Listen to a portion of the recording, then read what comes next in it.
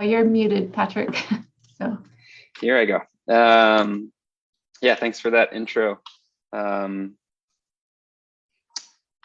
For tonight, I made a presentation so we could have some nice pictures to look at, and I'd love to know kind of what people are most interested in, so that I can kind of direct what I'm sharing to what most people find or what people find most important and valuable to them. So I don't know how exactly we're set up, but hopefully I can see chat or anything. So I'm very open to getting any questions as I work through some of these slides. I actually just adapted a slideshow that we created for another meeting. So it's got a lot. It covers quite a bit, kind of just where we are, what programs and what the Intervale Center does, and then I'll talk some about the essentially what are the outgrowths really of the Intervale Center, and projects that we've been working on the last couple of years that are relevant, and I think illustrate what we do and what our work kind of enables us to do as the organization has grown. So I'm going to go ahead and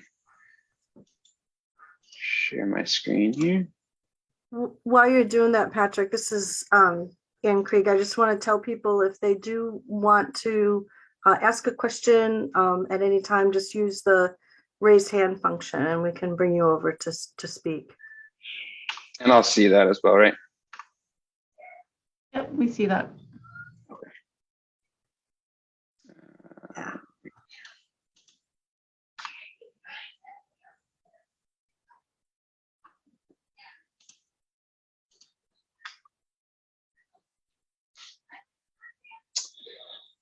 Okay, so first I'll just familiarize everyone here with where we are in the state of Vermont. What's highlighted here is the Winooski River watershed. And we are up here on Lake Champlain. So we're zooming in here. You can start to see here the floodplain at the bottom end of the Winooski. So this here, is everything below. Here's Winooski Falls. So that's the last falls on the Winooski River. And what's bordered here is the floodplain. So that's actually the shelf that surrounds the entire floodplain. And we can actually see that really clearly here on this LiDAR. So what's really unique about the Intervale Center, actually I'm gonna go forward just a couple slides here, just so you can see, right, this is the density of downtown Burlington, and here's the floodplain here. And it's really a unique opportunity that we have in Burlington and Colchester here on the north side of the river to have what are the most fertile soils probably in the whole state of Vermont, right also next to the highest density populations in Vermont. And that's really what enables us to do what we do on this scale and still call it urban agriculture. It's a very unique setup. This picture's in here just because it shows how dynamic the Winooski River still is, and just what it's like to actually be farming and working in a floodplain. This was just an interesting slide I decided to keep in here that actually shows some of the other river channels that were historically mapped and how they compare to the current river channel. And this is from Hurricane Irene. in 2011. So with all of that great fertility also comes the dynamics of flooding and what that's like. This map here just shows to some of the land use and shows that we are part of a really diverse matrix of farms, wetlands, forests, and that there's also a variety of landowners and conservation easements that help steward and protect this land. And I think it's really important for me to highlight here today too that we really try to think of our work as being part of at least this 4,000 acres. Certainly at times we're thinking on a bigger scale than that, but what we're trying to do is protect the resources that are here in this floodplain for wildlife, for agriculture, for other human use, preserving soil, protecting water quality for our lake. Right, everything that we're doing here is trying to be in collaboration with these other landowners and in recognition of our place in the larger system.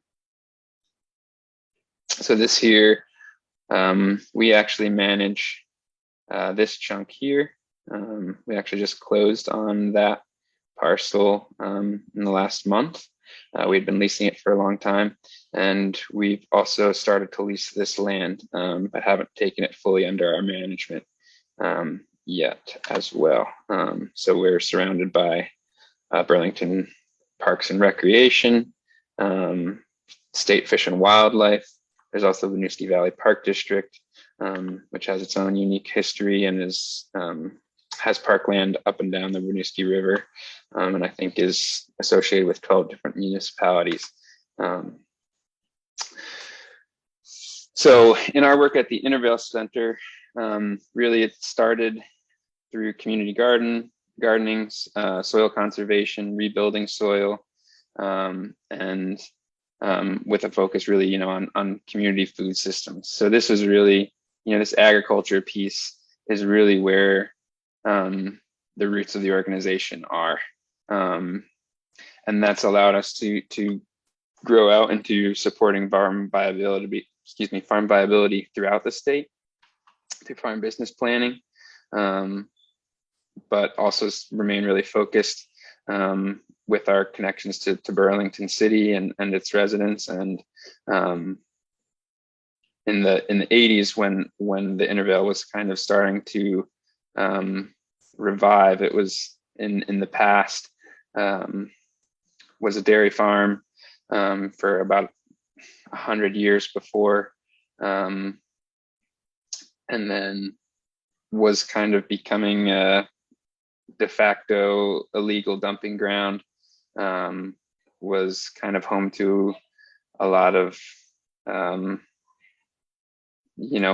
less than desirable activities actually, and folks in the city were kind of, I've heard that folks a lot of times were scared to go down into the Intervale at night, and there was a movement by Bill Rapp, who founded Gardener Supply. He kind of sparked it, but was joined in with Bernie Sanders was the mayor at the time, and he was really had this really great entrepreneurial spirit and was able to really captivate a lot of folks and inspire the city to really reclaim and revitalize the soil and bring food production back into the Intervale in a new way. So that kind of entrepreneurial or kind of pioneering kind of mindset, that anything's kind of possible, is kind of written into the culture of the Intervale, and remains. And in addition, to or rather, what we've built upon from that over the last 30 years is growing to expand the vision of community food systems to include a lot of care for ecological function and how we integrate agriculture into the landscape, and also how do we bring people into that space and share it for, passive recreational uses, but also, community events and cultural events, and increased community gardening uses. So some slides here that kind of just highlight some of the features of what it's like to be running this kind of organization. We work with 6 different farms now. The Intervale Center had many years of actually hosting an incubator program where farms, there were both mentor farms and incubator farms who were aspiring young farmers who were able to access equipment needs, rent land, and gain mentorship by participating in the program. And there are actually, many Vermont farms that are now, further out in Chittenden County, but also around the state actually got their start in the Intervale. We no longer host the incubator program because as farms have matured, they've been able to take advantage of a lot of the land resources we have. And also we've kind of grown our focus to be on helping new and aspiring farmers gain access to long-term land to access long-term situations either through purchase or rent of land elsewhere, and really focusing on farm business planning instead of trying to maintain a small incubator program on our own land base. But that incubator program was really essential and was really influential, I think, for a lot of early and beginning farms in kind of the 90s and early 2000s, when there was still, especially in Burlington and the surrounding area, a lot of room for farmers to grow into in terms of the market. And because we work with 6 different farms, we work with a variety of kind of farm operations. So there's a large 600 member CSA. These folks here are Diggers Mirth, and that's a collective farm. So all the folks you see here co-own the farm. And they have a strong focus on social justice. And the Intervale Center certainly grows some of the best crops in the area. It's pretty amazing what'll grow down here. And then beyond commercial farming, there's lots of different gardening activities that are happening. So these folks here were participating in the Abenaki Heritage Garden that we programmed through the Intervale Center, which is growing rare indigenous seed varieties of corn, beans, and squash, and working with local indigenous communities. And then so in addition to that garden program, we also, the Intervale Center runs a volunteer-powered 1-acre farm that feeds into our free CSA program. And then there's also Burlington Area Community Gardens. One of their oldest sites is Tommy Thompson Community Garden. And this photo here is just highlighting a event we had where dealer.com, which is one of the largest employers in the city, came down and volunteered to overhaul actually this space here. So that photo was kind of taken from right here. And in the background there is Tommy Thompson Community Garden. So through a partnership with Burlington Parks and Rec, dealer.com and the Intervale Center, we were able to overhaul kind of this abandoned, there was actually a house here up until about 20 years ago. So this site was not really suited for community gardening, but we were able to clean it up and make it a space for community use and for gardeners to use. And actually what I'll do now is I'll just elaborate a little bit on the relationship between Burlington area community gardens and the Intervale Center. So I believe it was in 2007 that the Intervale Center purchased, I think it was 265 acres from Burlington Electric Department. And as part of that agreement, community gardens, which are administered by the city, by BACG, would continue to have access to this land here and would have the ability to expand in the future with agreement between the Intervale Center and the city. So that's happened once to expand to a larger area to the north. But what that also means is that the city has actual stake in this land and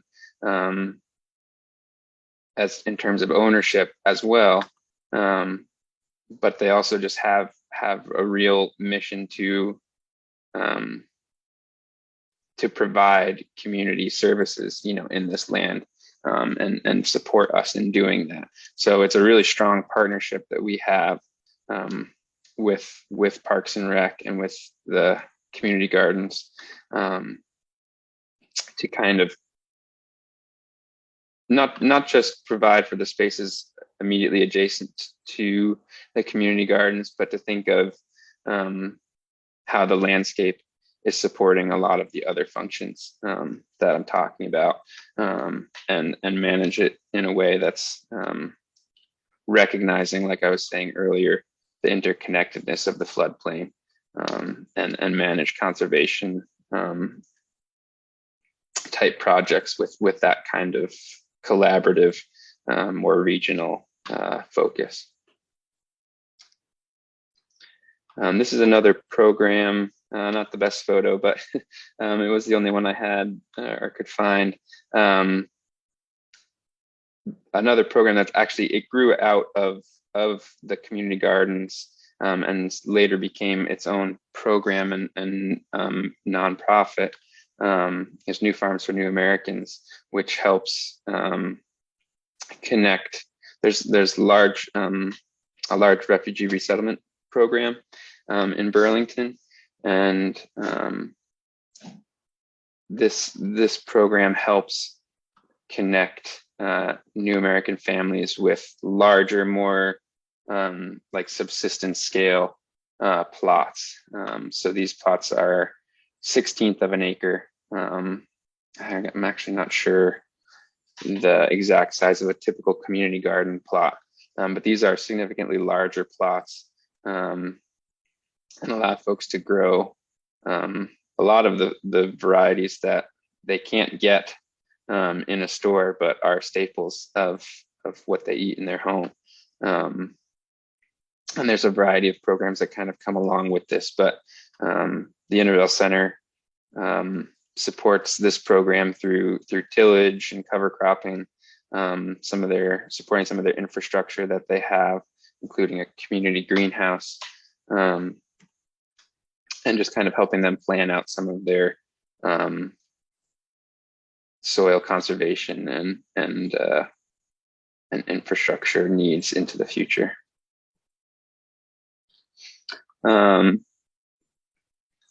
In addition, we go up and work some with Ethan Allen Homestead, which is further downriver from us, which hosts another site for New Farms for New Americans.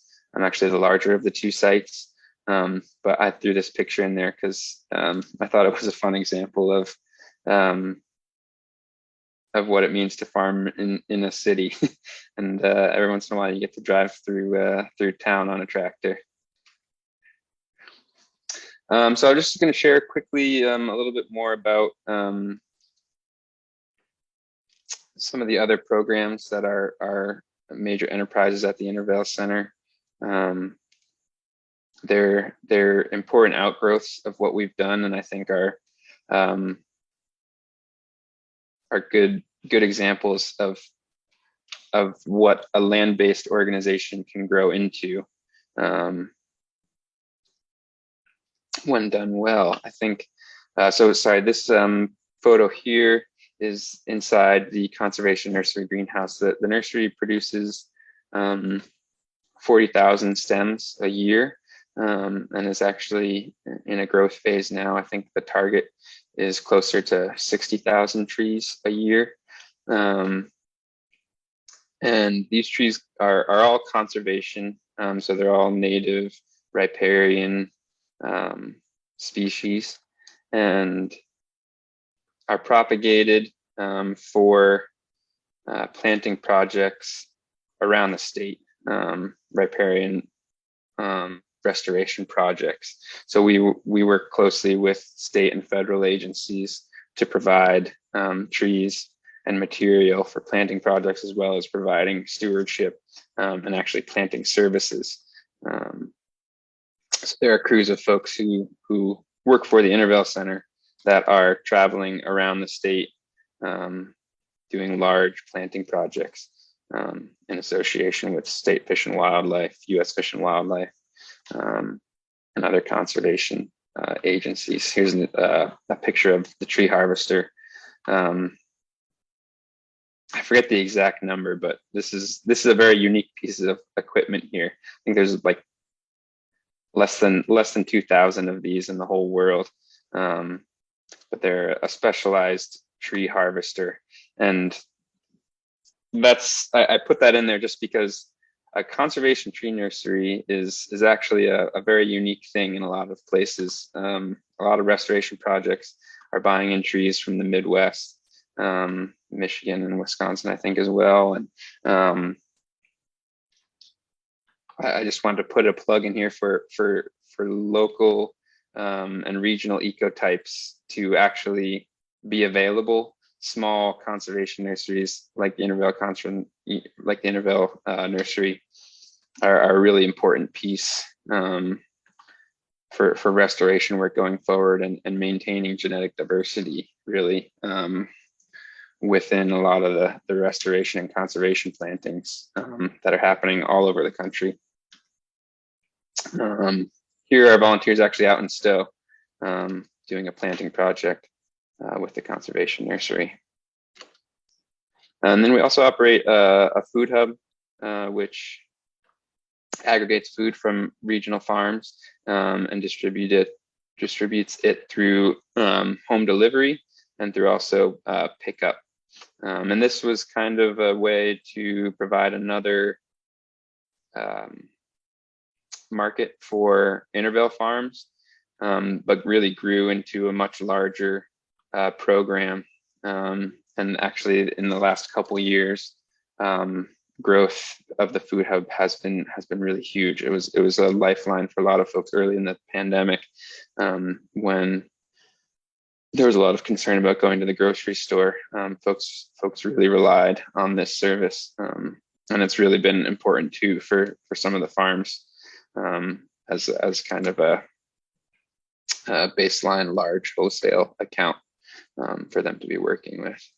Here's just an example of some of the produce that's going into that, into the food hub that's grown here in the Intervale, as well as some of the regional products that we're able to include. And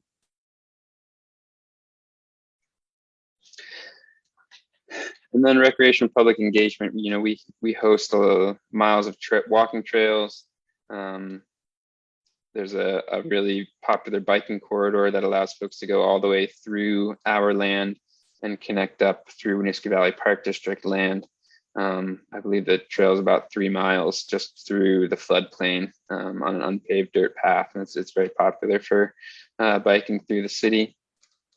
There's fishing from the river, trails through the forest, and in the winter we also maintain close to 3 miles of groomed cross-country ski trails. And then we're also working just to bring cultural events into the Intervale. We host a large Thursday night event during July and August that has local food vendors, booths with information about local food and agriculture, and local artists performing. And that's a huge, people when they hear I work at the Intervale, it's a big connection that a lot of folks have in the city to what happens down here. And then we're also working with folks in the Abenaki community to bring ceremony back into the Intervale and create spaces and opportunities for people to come down and build a connection between the history of the Intervale and how they kind of engage with it. And then we're also focusing, of course, on how can we build on the ecological function of the floodplain. The forest here is silver maple ostrich fern forest, which is a unique natural community in the state.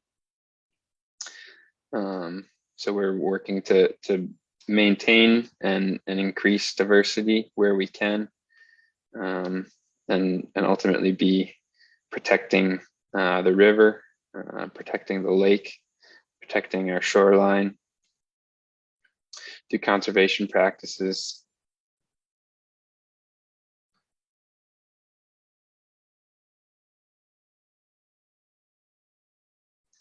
And then just a couple projects that we're kind of working on presently that I'll just run through real quick, and I think are also indicative kind of the collaborative, more regional approach that we're trying to take to our work. So one was just a wildlife study. We worked with students and a professor at St. Michael's University to deploy cameras throughout the floodplain and try to observe how wildlife are moving through the space and begin to understand if there are certain preferences, kind of patterns that might help us prioritize different features or protecting different features within the land we manage, or think about how we might enhance certain features so that they are more useful and beneficial to wildlife. And this is just one example of the diversity of wildlife, pretty magical, that's in the Intervale and accessing the Intervale. Coyote, awesome, owls, even some otters. I didn't actually get to see all the photos, but I was told the otters were always the most fun photos to look at. And we're also working with organizations like the Audubon to look at how we can improve pollinator habitat and bird habitat. And then another project, I mentioned it when we were looking at the map, there's another parcel that we just started leasing recently.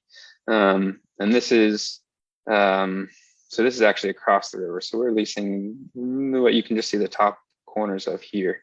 But the farm originally encompassed also all this land across the river in Colchester. And the reason I'm bringing actually this up is that the parcel here on the Burlington side and the parcel here kind of tell two different stories as far as like how how land can be protected and conserved, and is just an interesting example of how to think about, how do we think about and how do we value natural resources like this. Here, on this side, fish and wildlife. Let me go back actually a step. So this, right, you can see this is almost an island here. And I remember when I was still a student, I would come ride my bike down through here, and the shore here is there's no trees here. There's actually a land bridge at one time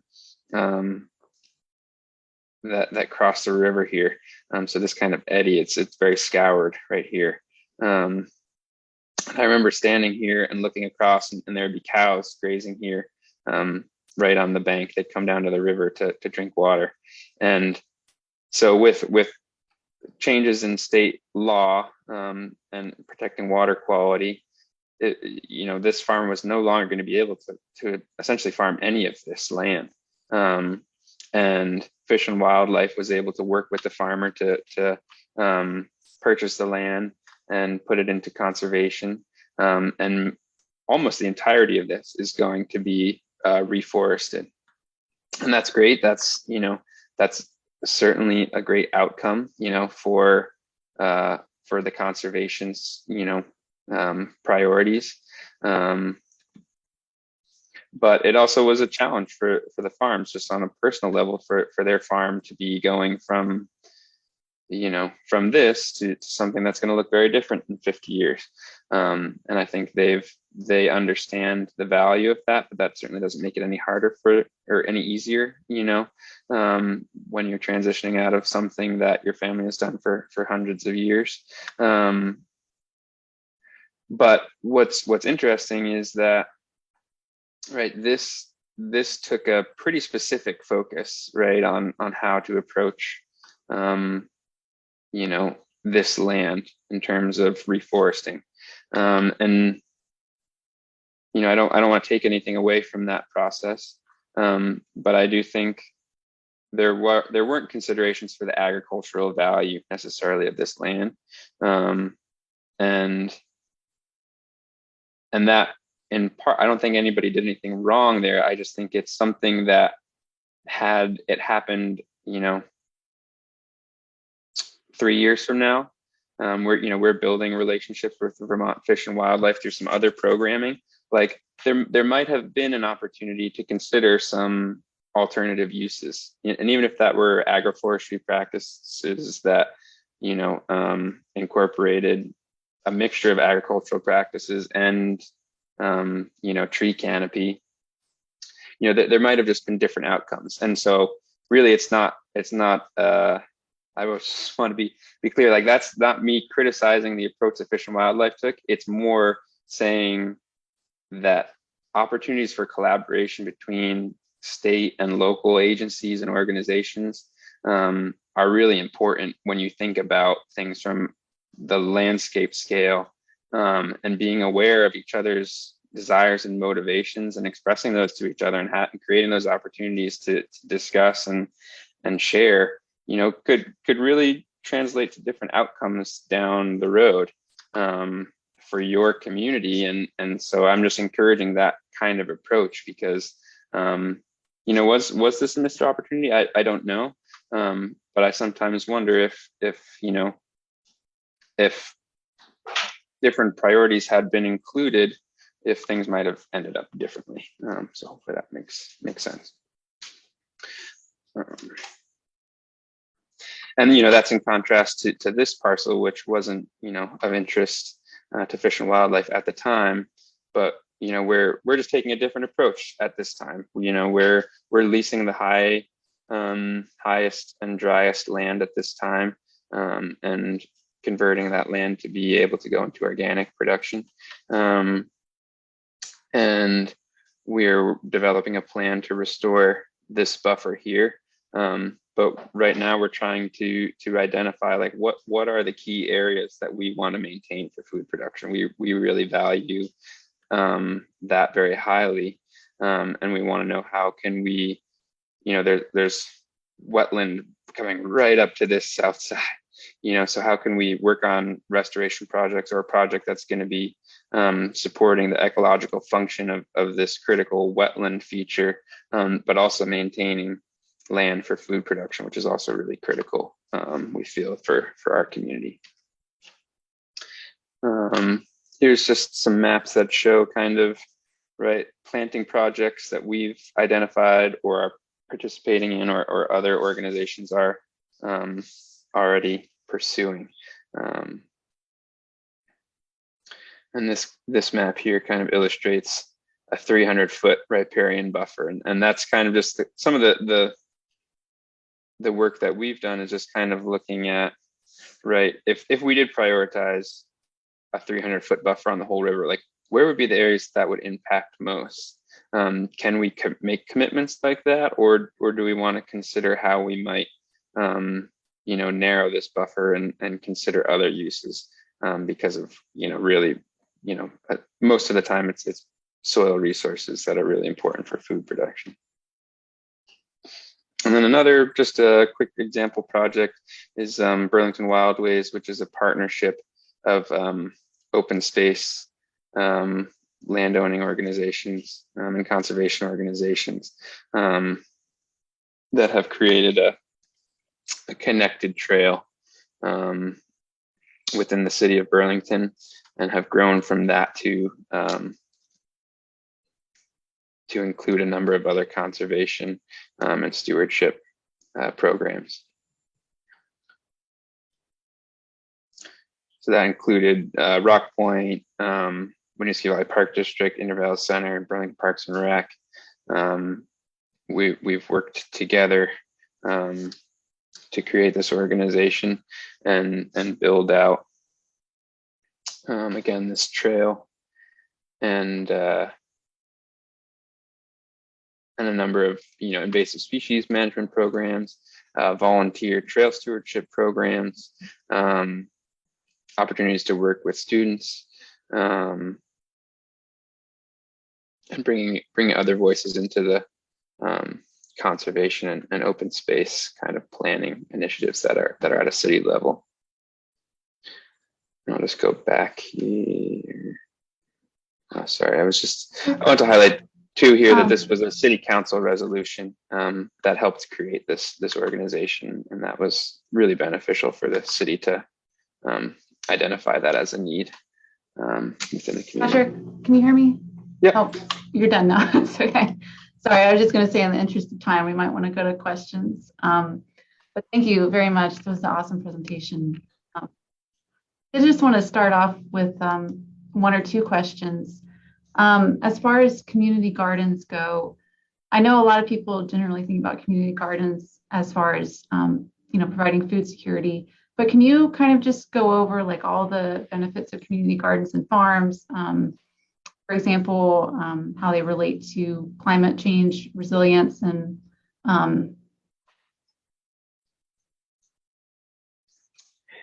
yeah, so I think what's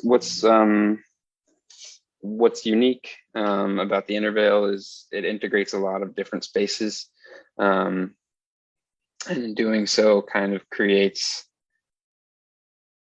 opportunities for community to see things that they wouldn't otherwise, and experience things that they wouldn't necessarily otherwise. So having community gardens and farming coexisting has been really helpful, I think, for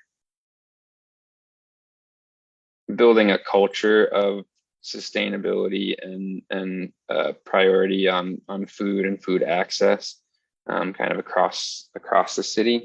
I think too, community gardens are a place where folks can have really direct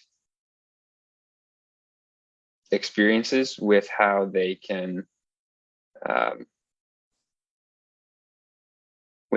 participate in climate action and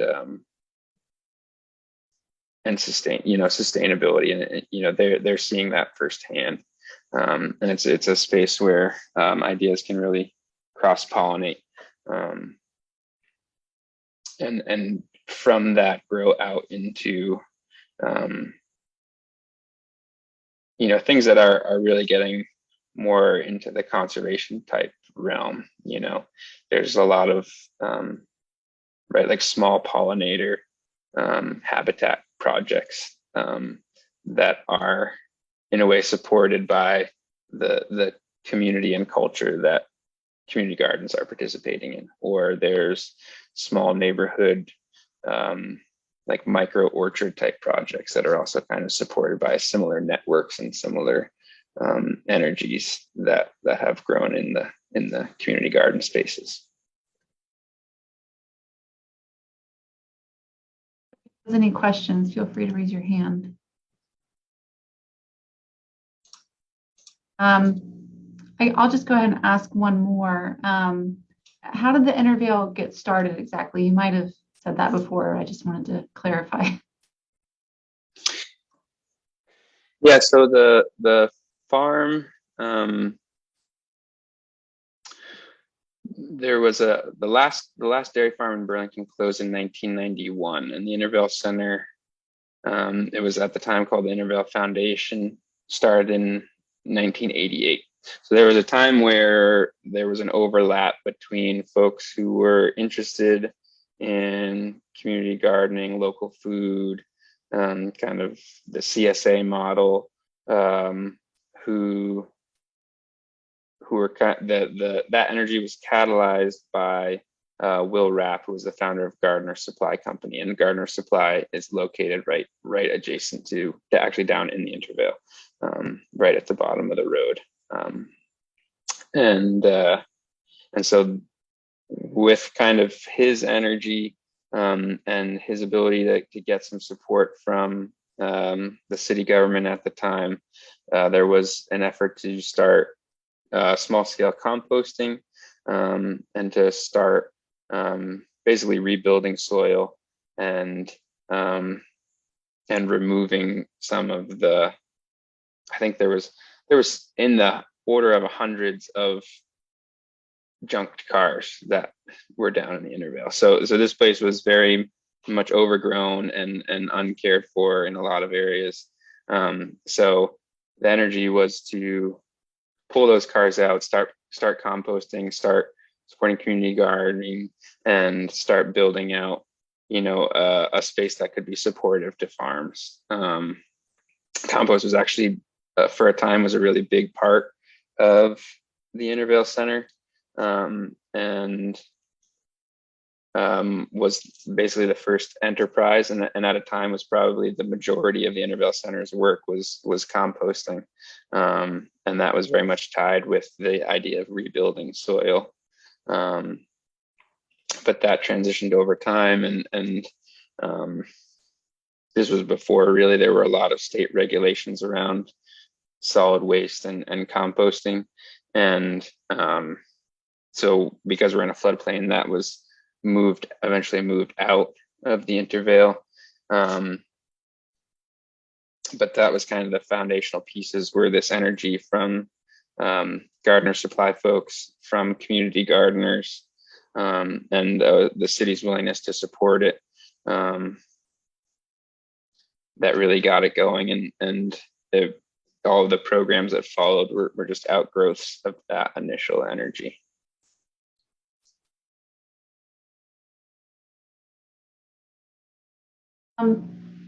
So how does the Intervale Center get most of its funding? Is it through? So 50% actually of our revenue is actually from enterprises, from the conservation nursery, from our land rentals to farms and like event space type rentals, and from the food hub. So the food hub, the nursery, and what would be kind of the lands department are kind of bringing in revenue, and then the other 50% is through fundraising and grants. And I believe the breakdown of that is about 50-50 as well. So about 25% grants, 25% donating.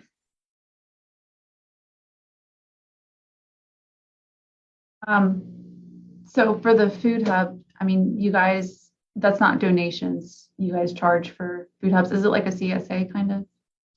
It is, in its origins was kind of aggregated CSA, I guess you could call it. Buying product from farms and then creating a varied basket that was sold as like a share, and was like a season long thing.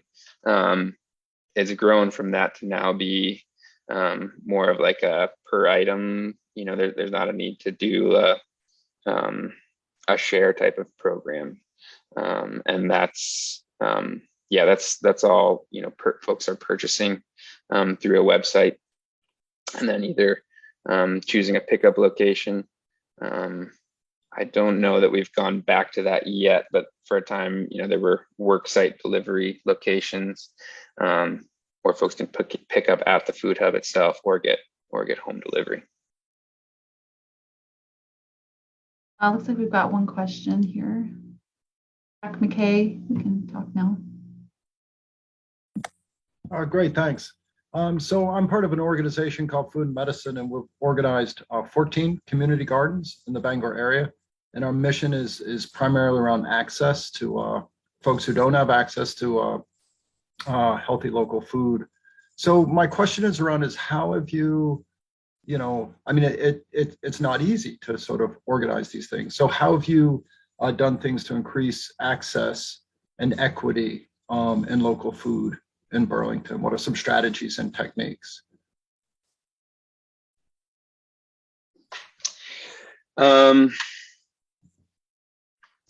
So I'm not directly administering any of the community garden programs. So I can only speak to what I've learned from folks that are actually managing those programs. I think NFNA is an important example, New Farms for New Americans, in that it was creating it created a system where folks could be accessing plots and accessing support through the means that they are most comfortable or familiar with.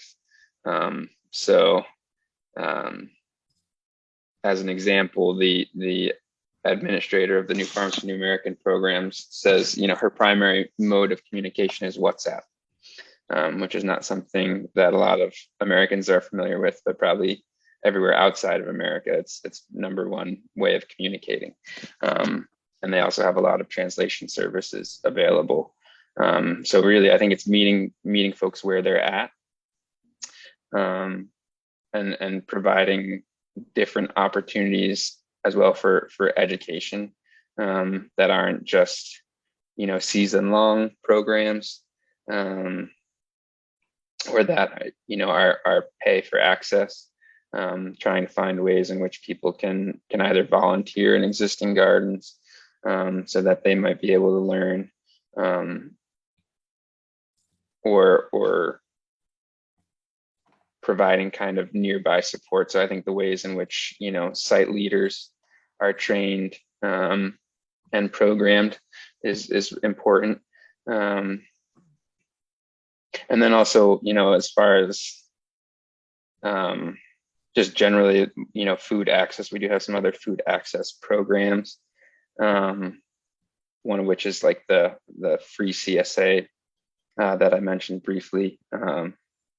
That's actually bringing in gleaned produce, so farms in the Intervale that have seconds quality vegetables that are still left in the field after harvest. Volunteers and staff are going out and collecting that food, and then it's aggregated into a share, where folks are coming and taking that, and that's been able to grow to now include a pick your own garden that we manage, and also the 1 acre volunteer powered farm that I also mentioned earlier. That program is growing food that isn't typically associated with gleaning. So for example, tomatoes are not often gleaned. Farmers are taking pretty much that entire harvest. There's not many seconds available. So we grow tomatoes in the pick your own garden and in the volunteer farm, so that folks can be getting those in their CSA. Trying to think if there's might be other helpful things to add.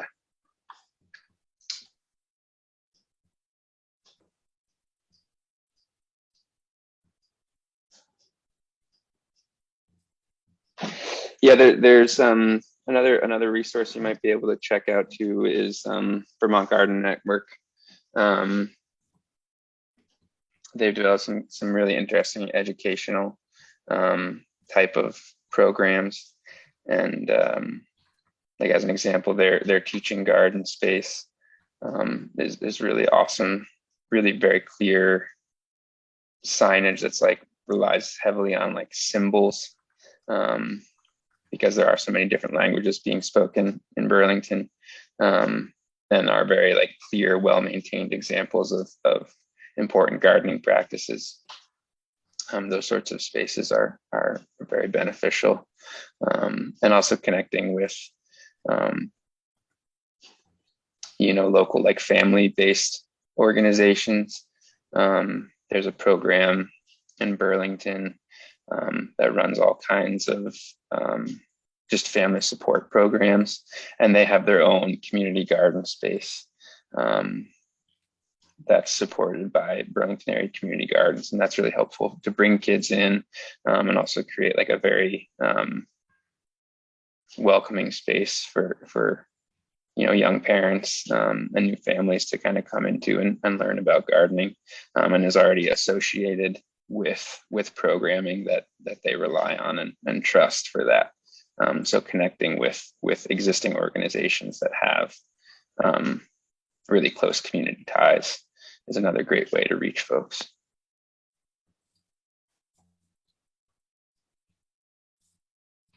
Thank you.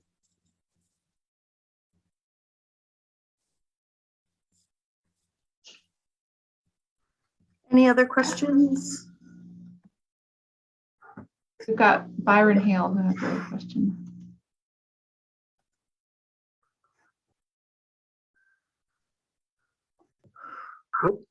Person from the city of Bangor. What is your name? Please. Patrick. Sorry, I'm Anya Colette. I'm the planning analyst. I should have introduced myself. Sorry. And the last name? Colette. Okay, thank you very much. Yep.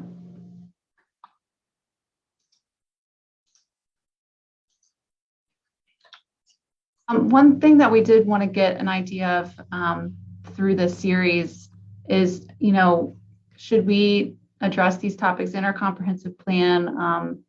For example, do people want more community gardens? And if so, where do you guys think we should have them? Questions like that are what we want to talk about with our comprehensive plan. So if anybody has any feedback on that, then.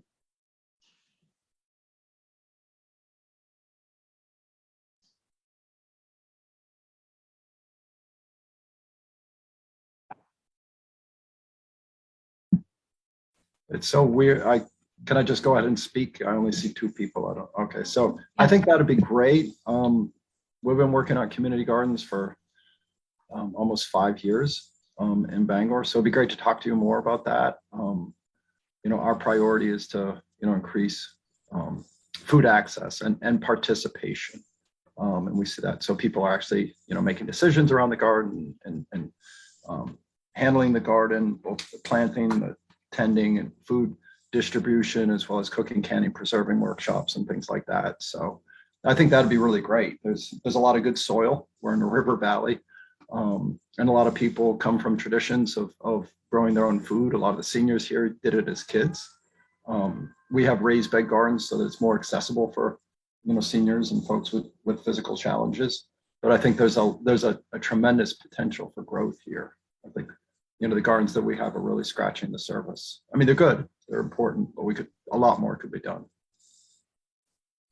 So one thing that's interesting to see in Burlington is folks will travel to access the Intervale Community Garden plots, the plots at Tommy Thompson Community Garden, even though there might be a community garden that's a block away from their house. The soil's not very good for growing, and prioritizing those prime soils for the use of growing food is really important, and people will recognize it.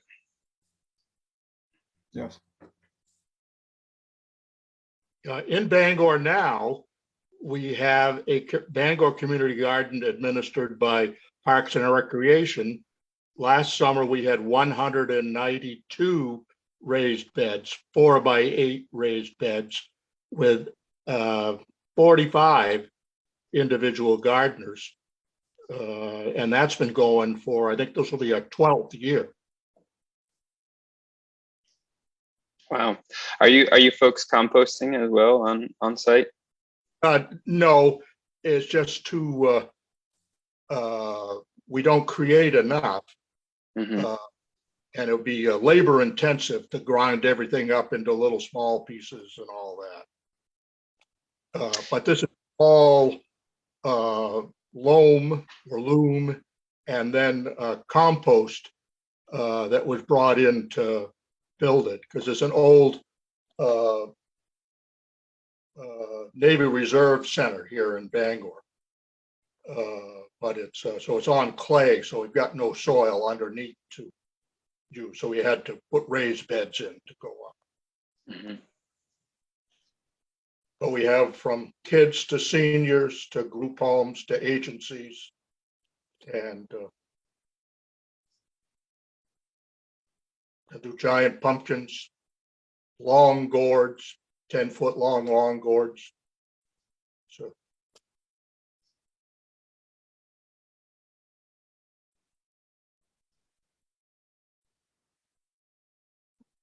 But there are certainly other areas here in Bangor that could be looked into. Abandoned tennis courts for raised beds, abandoned city lots, Mm-hmm.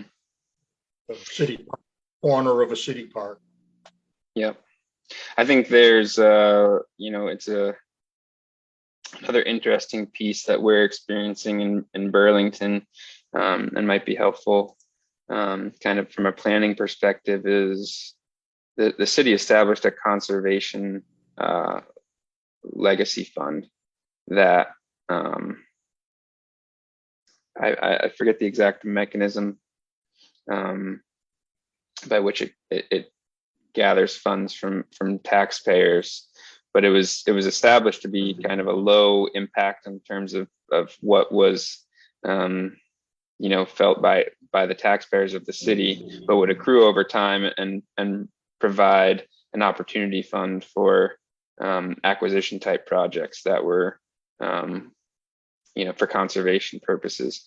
And as the cities, that kind of fund has matured over time, and its use has matured, there's now a question of could that fund be used within more the denser zones of the city to identify abandoned lots, similar kind of small lots that could be used for community gardening or other just green space type of uses. So it's interesting, to see how something like that fund has now developed to a space where it can support new uses. But also, depending on your city's priorities, you might be able to create a mechanism where basically small, community uses can stand up against potential development pressures, or have a leg to stand on, kind of, when there are good sites that could really actually, create benefit aside from just another house or built structure. Quick question. What's the population of Burlington? I believe it's 45,000. I actually looked because I was curious what size Bangor was and if it was comparable. So I think we're a slightly bigger city. And I think if you included the surrounding towns, kind of the greater Burlington area is about 100,000 people. So that would include, I think, Winooski, South Burlington, and maybe Williston.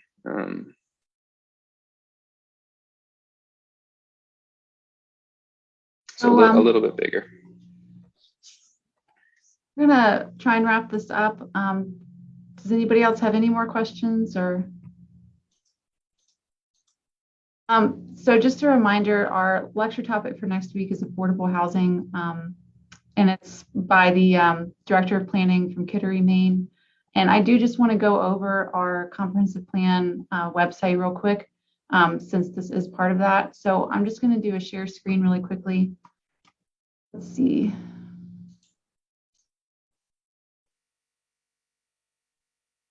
So if you go to our main website, you can go down here to get email updates and then click on comprehensive plan updates and put in your email address.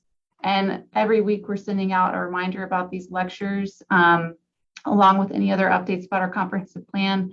And that'll be going on for the length of the comprehensive plan process, which is going to be about a year.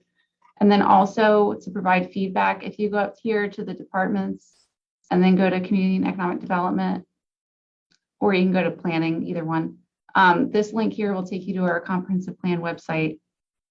So we've got some forum questions here, but also if you go to our vision board, this is to provide general comments.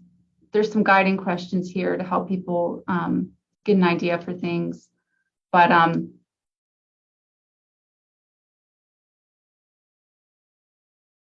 also have an interactive map.